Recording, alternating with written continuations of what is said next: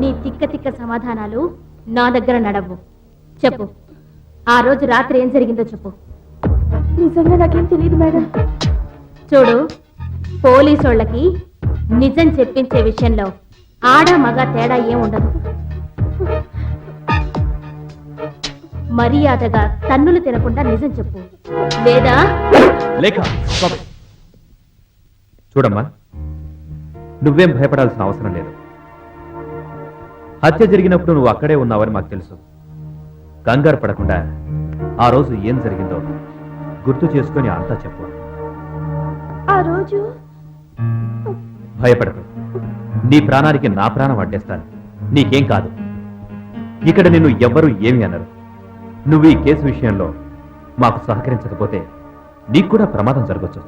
తర్వాత నువ్వు మీ ఇంటికి, అదే నీ హాస్టల్కి ఎలా చేరుకున్నావు? మధ్యలో నిన్నెవరైనా వెంబడించారా?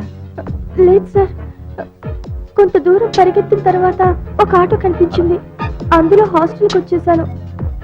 దారిలో నన్నెవరూ వెంటపడినట్టు అనిపించలేదు. సరే, ఇక నువ్వు వెళ్ళొచ్చు. Okay sir. మళ్ళీ ఏదైనా అవసరం ఉంటే పిలుస్తాం. స్టేషన్కి రావాల్సి ఉంటుంది. ఓకే, వెళ్ళు. లేక ఈ అమ్మాయిపై అబ్జర్వేషన్ ఉంచండి. ఈ కేసులో మనకి ఈ అమ్మాయి కీలకమైన సాక్ష్యం. Okay okay.